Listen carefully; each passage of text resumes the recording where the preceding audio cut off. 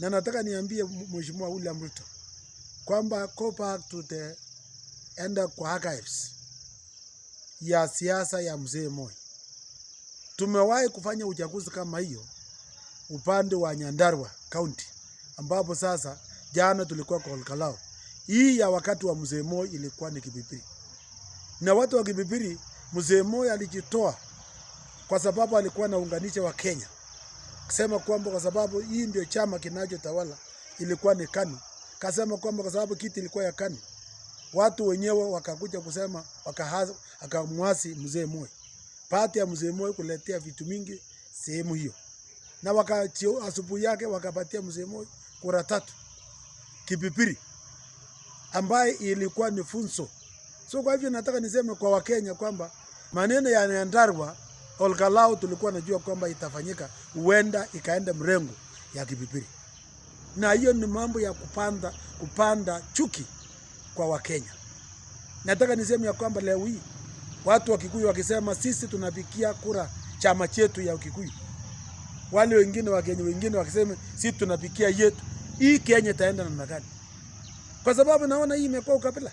So kwa hivyo nataka niseme kwamba nataka niambie Mheshimiwa Rais kwamba Your Excellency the President, learn from what came out during Moi's regime, mambo ya Kipipiri.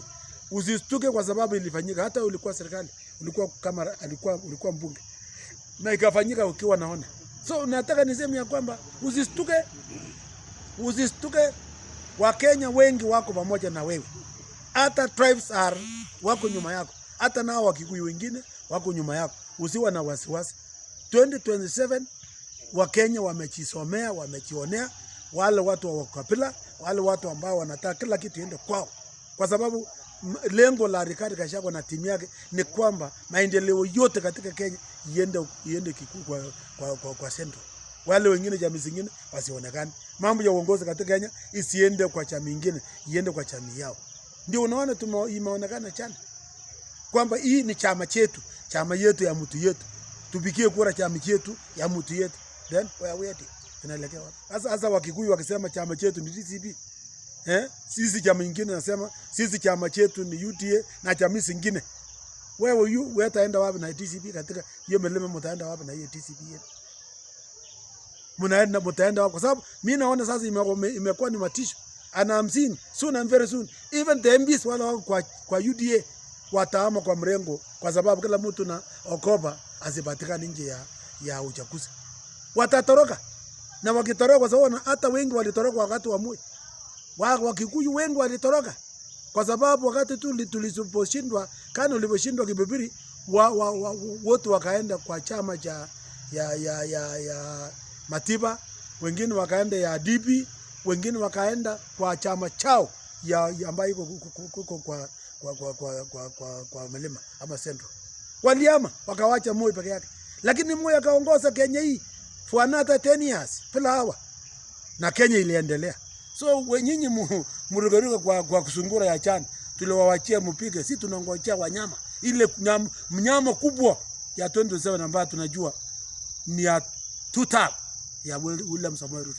So msihangaika mnamzulia kwa sababu hiyo hakuna namna. Ujifunze kutoka Moi. Pata ya Wakikuyu kutoroka kwa Moi. Kupitia mambo ya Kipipiri. Mkatoroka kwenda DP, mkaenda port asili, mkaenda wapi? Moi akaongoza Kenya 10 years. Mjifunze. Kulikuwa na fighter ama kulikuwa na hasara? William Ruto will not go anywhere. Sikisa kutoka Jepsongo. He is not going anywhere.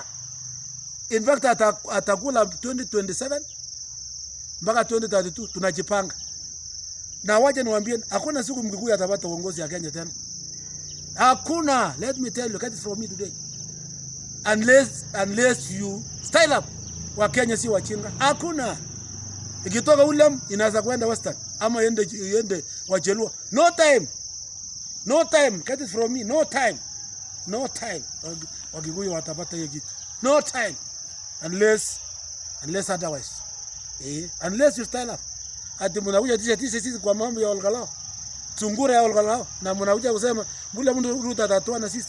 Mutakaa namna hiyo mpaka umchue. Unless ule mtu atakuwa na huruma. Pure kama ingekuwa mimi. Mlango ingefunga mkae kidogo. Ndio mjue serikali ni tamu mkiwa ndani. Chapri kabisa.